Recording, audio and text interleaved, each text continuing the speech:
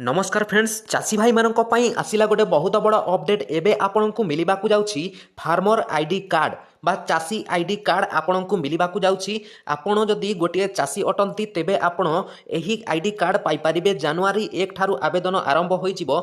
आपण एही ID card को आपणकर जीपी लेवल रे आपण आवेदन करें जहाँकि आमर एग्रीकल्चर ऑफिसर माने आसिकी कैंप करेंगे आपणकर जीपी माध्यम रे एवं आपण से पाखे आवेदन करने जावाक पड़ो एवं आपण पाइपारे एही कार्ड एही फार्मर आईडी कार्ड टी आपणकर कौन सुविधा रे आसीबो मु आपण मानकु जणाई दउछि। तो देखंतु फ्रेंड्स आमर ओडिशा गवर्नमेंट एही आईडी कार्ड कौन पाई बनैछंती एवं कौन पाई देबे मु आपण मानकु जणाई दउछि। तेबे देखंतु फ्रेंड्स काहेकि ना आमर ओडिशा स्टेट रे बहुत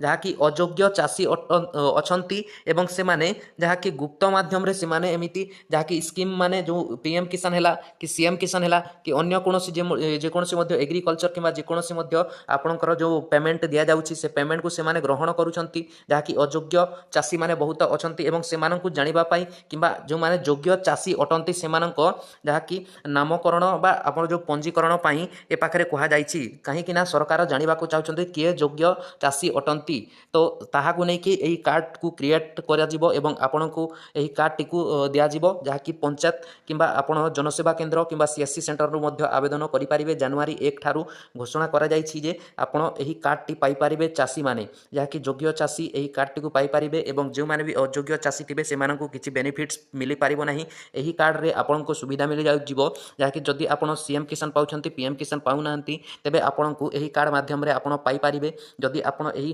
फार्मर आईडी कार्ड रखिबे किबा आवेदन करिवे किबा आपणकर रहिबो तो सरकार मध्य आपण को जानि पारिबे जे आपण योग्य चाषी एवं समस्त बेनिफिट्स टी आपण को सरकार टी देई पारिबे। निश्चित भाव में आपण जानि पारिथिबे फ्रेंड्स काहेकि ना ए पाखरे अयोग्य चाषी आमर स्टेट रे बहुत अछंती एवं से माने चाष न करिकि मध्य से माने बहुत जहाँकि पेमेंट जो गवर्नमेंट पेमेंटा से माने ग्रहण करूछंती किबा बेनिफिट्स पाउछंती। तो निश्चित भाव में एहाकु नै कि आमर ओडिशा गवर्नमेंट बा न्यू गवर्नमेंटा एही अपडेट दैछंती जे एबे आपनकु मिलिबा को जाउछि फार्मर आईडी बा चाषी आईडी कार्ड बोली कि एही कार्ड टी आपनकु जनवरी सुद्धा बा 1 तारिख सुद्धा 2025 रे आपण आवेदन करि पारिबे एवं आपण अप्लाई करि पारिबे जहाँकि प्रथम पर्याय रे पंचायत लेवल रे आपनकर चाषी जो कर्मी माने थिबे से माने आसीबे बा जो ऑफिसर माने आसीबे एवं आपण को आवेदन करई देबे एवं आपण जदि द्वितीय पर्याय रे जहाँ चलिबो ताहा सीएससी सेंटर किंबा आपण जे कोनोसी मध्य जनसेवा केंद्र किंबा मो सेवा केंद्र को जाइकी आवेदन करि पारिबे। तो निश्चित भाव में आपण जानि पारिथिबे फ्रेंड्स। तो एहा थिला किछि अपडेट टी समस्त फार्मर मानक पई। तो निश्चित भाव में गोटे वीडियो को लाइक कर दियंतु चैनल को सब्सक्राइब करिकी पाकर बेल नोटिफिकेशन को मध्य ऑल रे सिलेक्ट करंतु फ्रेंड्स। तो रहउछि टेक केयर एंड बाय।